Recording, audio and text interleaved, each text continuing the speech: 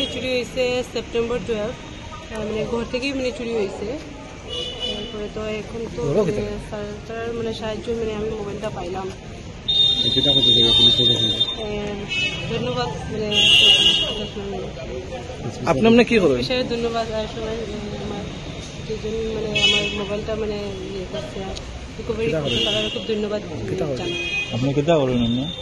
আমি একজন কৃষক কই থেকে শুরু হয়েছিল মোবাইলটা?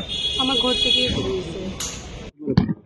আজি আমার মোবাইলটো রিকভারি হয়েছে। মই অশোক বৈদ্য শিলচর নিবাসী আৰু আমাৰ এছপি ছাৰ আৰু তেওঁৰ আমাৰ যিমান অফিচাৰ পুলিচ প্ৰশাসনৰ অফিচাৰে ইমান কৰি ৰিকভাৰি কৰিছে, সেইকাৰণে মই ধন্যবাদ দিছোঁ। আৰু পুলিচ প্ৰশাসন আৰু আমাৰ জনগণৰ মাজতে এইবিলাক কামৰ কাৰণে আমি অতি খুশি। আমি আজি এই রিকভারি করার পাছতে যেটো প্রেস হয়েছে এই প্রেসত আপনাদের ধন্যবাদ করছি। আমার মোবাইল গত ডিসেম্বর 17 তারিখে চুরি হয়েছিল। আমি 17 তারিখ বিকালে চুরি হয়েছিল, আমি সকালের মধ্যে খবর পাইছি যে মোবাইল রিকভারি হয়েছে। 12 ঘন্টার ভিতরে কিরকম লাগে আপনার মোবাইল? খুব খুশি লাগে। ধন্যবাদ কাছাৰ পুলিচ।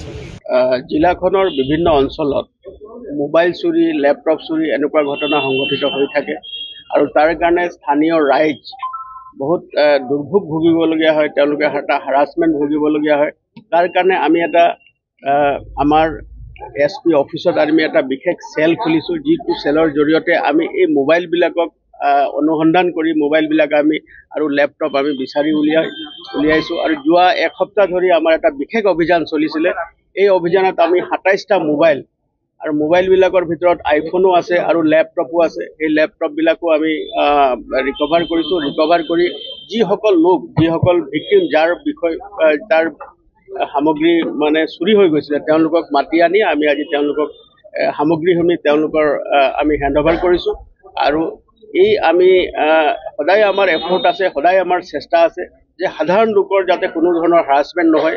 আৰু এই যিটো আমাৰ যোৱা সপ্তাহ ধৰি অভিযান চলিছে, তাত আমি 3জনকৈ মোবাইল লিফ্টাৰ আৰু লেপটপ লিফ্টাৰক আমি এৰেষ্ট কৰিছোঁ। তাৰে বহুত কেইবাজনো ইতিমধ্যে জেলত আছে আৰু তেওঁ জেলত থকা লোকসকলকো আমি সোধপোছ কৰিছোঁ। আৰু আমি 3জন নতুনকৈ মানুহ আমি এৰেষ্ট কৰিছোঁ, যিবিলাকে তেওঁলোকে এই সামগ্ৰীসমূহ চুৰি কৰি, আপোনালোকে জানে যে আমাৰ তিনিটাকৈ আন্তঃৰাজ্যিক সীমা আছে আৰু এটা আন্তঃৰাষ্ট্ৰীয় এটা সীমা আছে বাংলাদেশ। তাৰ লগত তেওঁলোকে এই চুৰিকা কাৰ্য সম্পাদন কৰি তেওঁলোকে এই সামগ্ৰীসমূহ বেলেগ বেলেগ ঠাইত তেওঁলোকে পঠাই দিয়ে। গতিকে তাৰ কাৰণে ৰিকভাৰ কৰিব বহুত সময়ত অসুবিধা হয়।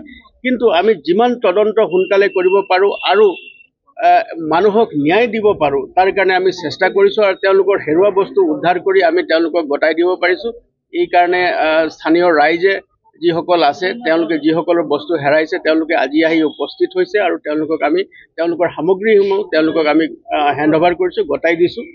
আৰু এই অভিযান যি আমাৰ আছে সি অব্যাহত থাকিব। আৰু এনেকুৱা ধৰণৰ চুৰিকা কাৰ্য যিবিলাক মানুহে সম্পাদন কৰি আছে, তেওঁলোকক আমি আৰু কঠোৰতম আইনগত ব্যৱস্থা যাতে তেওঁলোকৰ বিৰুদ্ধে ল'ব পাৰোঁ, তাৰ কাৰণে আমি তৎপৰ হৈ আছোঁ। জিলাখনৰ বিভিন্ন স্থানৰ পৰা শিলচৰ থানাৰ এৰিয়াৰ পৰাও ৰিকভাৰ হৈছে, ধলাই থানাৰ পৰা ৰিকভাৰ হৈছে, কাটিগড়া থানাৰ পৰা এৰিয়াৰ পৰাও ৰিকভাৰ হৈছে।